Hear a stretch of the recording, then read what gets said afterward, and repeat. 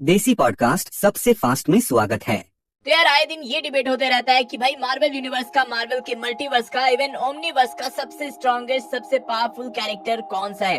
और इस कैरेक्टर को ऑलरेडी एमसीयू में इंट्रोड्यूस भी कर दिया गया है, फिर भी कोई इसके बारे में बात नहीं करता। मार्वल यूनिवर्स एक ऐसी जगह है जहाँ हर कोने, हर गैलेक्सी, हर अल्टरनेट रियलिटी में कोई ना कोई एक्स्ट्रा ऑर्डिनरी कैरेक्टर्स भरे पड़े हैं। यहाँ हमने देखे वॉरियर्स जैसे थॉर, गॉड ऑफ थंडर, जो कि one of the most powerful characters में से एक है। हमने देखा है थैनोस, वो टाइटन जो इन्फिनिटी गॉन्टलेट से एक स्नैप से ही आधे क्रिएशन को पल में मिटा सकता है। हमने कॉस्मिक टाइटन्स देखे हैं जैसे इटर्निटी जो टाइम का जिंदा रूप है, इन्फिनिटी जो स्पेस का एम्बॉडीमेंट है, और गैलेक्टस जो वर्ल्ड का डिस्ट्रॉयर है, और इवन फ्रैंकलिन रिचर्ड्स, एक ऐसा बच्चा जिसके पास एक यूनिवर्स दोबारा बनाने की शक्ति है। सेलेस्टियल्स जो क्रिएशन का बैलेंस बनाए रखते हैं। लिविंग ट्रिब्यूनल ऐसा कैरेक्टर जो मल्टीवर्स को जज करता है और सेफ गार्ड करता है। एंड ऑब्वियसली हम सबका फेवरेट लोकी जो अभी गॉड ऑफ मल्टीवर्स है और सारे यूनिवर्स के सारी टाइमलाइंस पर नजर रखे हुए है। I know what kind of god I need to be. For you. For all of us. लेकिन आई गेस बहुत कम लोगों को पता है कि इन सब के ऊपर भी एक एग्जिस्टेंस है जो सिर्फ एक यूनिवर्स या मल्टीवर्स नहीं बल्कि हर पॉसिबल रियलिटी का मालिक है। एक ऐसा बीइंग जो सिर्फ एक पल में कुछ भी क्रिएट कर सकता है या कुछ भी इरेज कर सकता है, जिसके लिए लोकी या लिविंग ट्रिब्यूनल भी एक एम्प्लॉय की तरह है। मार्वल के हर कैरेक्टर, चाहे वो स्ट्रीट लेवल हीरो हो या रियलिटी चेंजिंग कॉस्मिक गॉड्स हो, उसके लिए सिर्फ कहानी का पात्र है और उसका नाम है द वन अबव ऑल। एक ऐसा कैरेक्टर जिसके पावर्स एंड एबिलिटीज को कैलकुलेट करना ही पॉसिबल नहीं है। द वन अबव ऑल सारे कैरेक्टर्स का ही क्रिएटर है। वही डिसाइड करता है कि कौन किस टाइम पर कहाँ रहेगा, क्या करेगा, इवन क्या बोलेगा। देखो, मार्वल ने इस बीइंग का जो कॉन्सेप्ट है वो बहुत देर से किया। 2000 से पहले सबसे पावरफुल बीइंग माना जाता था लिविंग ट्रिब्यूनल को, उसके ऊपर कोई नहीं था। लेकिन फिर हिंट्स आने लगे, जैसे एक स्टोरी लाइन में मेफिस्टो एक बार में बैठा बारटेंडर से बात कर रहा होता है। बारटेंडर पूछता है क्या लिविंग ट्रिब्यूनल गॉड है? मेफिस्टो जवाब देता है नहीं, वो तो बस इस प्लेग्राउंड का सबसे बड़ा प्लेयर है। प्रिंसिपल के बारे में ज्यादा बात नहीं होती, बस एक छोटा सा हिंट कि कोई प्रिंसिपल भी है। और फिर इस छोटे से मेंशन के बाद आई फैंटास्टिक फोर की एक अनफॉरगेटेबल कहानी। द थिंग मर चुका था। रीड रिचर्ड्स मतलब अपना मिस्टर फैंटास्टिक अपने दोस्त को वापस लाने के लिए कुछ भी करने को तैयार था। उसने याद किया एक पुराने इंसिडेंट को जब डॉक्टर डूम ने अपनी माँ की सोल से बात करने के लिए एक डिवाइस बनाया था। रीड ने वही डिवाइस दोबारा बनाया और फैंटास्टिक फोर पहुँच गए हेवन के दरवाजों तक। वहाँ उनकी मुलाकात द थिंग के मर चुके भाई से हुई, जिसने उन्हें टेम्प्ट किया, यहाँ रहो, तुम्हें इटर्नल ब्लिस मिलेगी, तुम्हारे सब लव्ड वंस यहाँ होंगे, तुम्हारे हर सवाल का जवाब यहाँ मिलेगा। लेकिन रीड ने मना कर दिया। इसके बाद उनके सामने एक फ्लोटिंग दरवाजा आया, सबसे अलग, सबसे हटकर, जिसके पीछे सुप्रीम रूलर ऑफ एवरीथिंग था। जब उन्होंने हिम्मत करके दरवाजा खोला तो वहाँ एक बुजुर्ग आदमी अपने डेस्क पर बैठा कुछ ड्रॉ कर रहा था।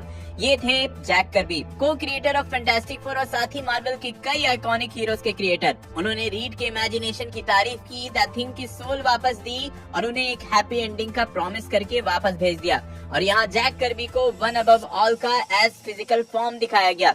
द वन अबव ऑल का अगला मेजर अपीयरेंस हुआ सेंसेशनल स्पाइडरमैन में, जहाँ आंट मे को गोली लगती है और वो मर जाती है। पीटर पार्कर कुछ नहीं कर सकता है, बस गुस्से में वो डम्पस्टर पर जोर का मुक्का मारता है। तब एक होमलेस आदमी आता है, उसके हाथ हील करता है और अपना परिचय देता है, मैं हूँ the one above all. Peter पूछता है क्यों उसकी जिंदगी इतनी पेनफुल है। उसने अंकल बेन को खो दिया और अब आंट में भी नहीं रही। द वन अबव ऑल उसे एक समुद्र के किनारे ले जाता है जहाँ हजारों लोग खड़े होते हैं। वो बोलता है कि यहाँ जितने भी लोग हैं तुम्हारी वजह से जिंदा है, और कहता है हर किसी का एक रोल होता है पीटर, अपने आप पर भरोसा रखो। और फिर वन अबव ऑल वहाँ से गायब हो जाता है। इसके बाद इस कैरेक्टर का एक और माइंड बेंडिंग अपीयरेंस हुआ थैनोस और एडम वारलॉक के एक स्टोरी लाइन में। उन्होंने लिविंग ट्रिब्यूनल की पावर एब्जॉर्ब कर ली थी और गलती से पूरा ही यूनिवर्स डिस्ट्रॉय कर दिया था, बचा सिर्फ एक व्हाइट वॉइड। देन वहाँ अपीयर हुआ वन अबव ऑल। थैनोस ने उसे कन्विंस किया कि यूनिवर्स वापस बनाया जाए, लेकिन शर्त ये थी कि एडम वारलॉक नया लिविंग ट्रिब्यूनल बनेगा। एक पल में यूनिवर्स दोबारा क्रिएट हो गया। इस सीन से एक चीज क्लियर हो गया कि क्रिएशन क्रिएशन और डिस्ट्रक्शन दोनों द वन अबव ऑल के लिए एक बटन प्रेस करने जैसा था। बस सोचने की देरी थी और क्रिएशन या डिस्ट्रक्शन हो जाता था। इमोर्टल हल्क की स्टोरी लाइन में इस कैरेक्टर को एक नया लेयर रिवील किया और हल्क की ओरिजिन भी थोड़ी चेंज की गई।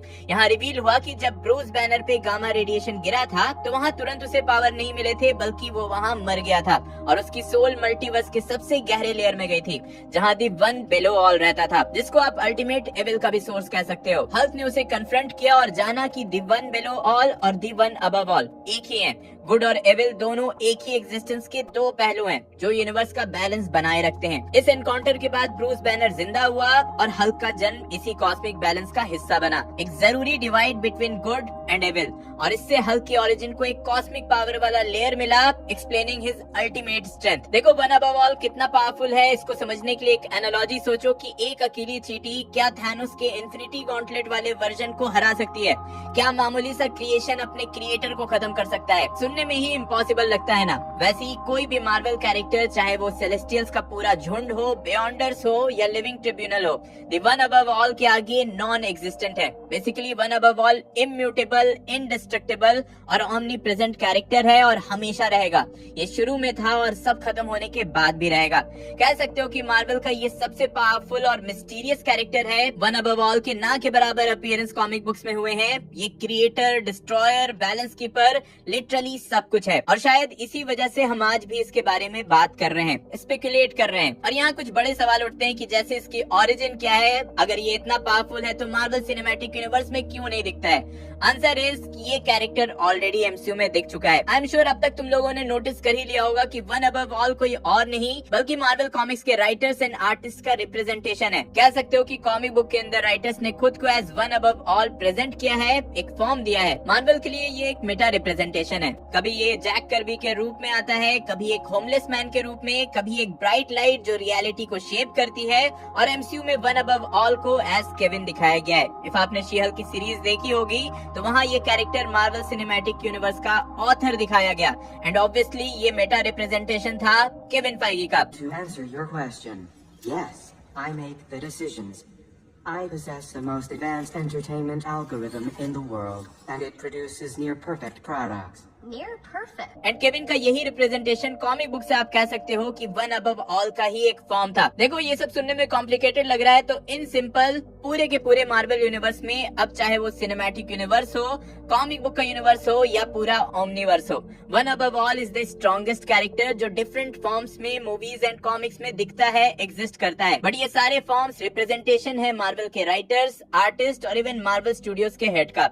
मतलब वन अबव ऑल अमेलगम है, कॉम्बिनेशन है हर उस बंदे का जो इन सारे यूनिवर्स को क्रिएट एंड कंट्रोल कर रहे हैं। जैसे कॉमिक बुक में एक टाइम पर जैक कर्बी को एज वन अबव ऑल दिखाया गया, या फिर एमसीयू में स्टैनली के कैमियोस के चलते उनको वन अबव ऑल कंसीडर किया जाता है, या सबसे लेटेस्ट में केविन। आई होप आपको ये वीडियो अच्छी लगी होगी। हाँ तो लाइक करना, शेयर करना, चैनल पे न्यू आए हो तो सब्सक्राइब करके जाना।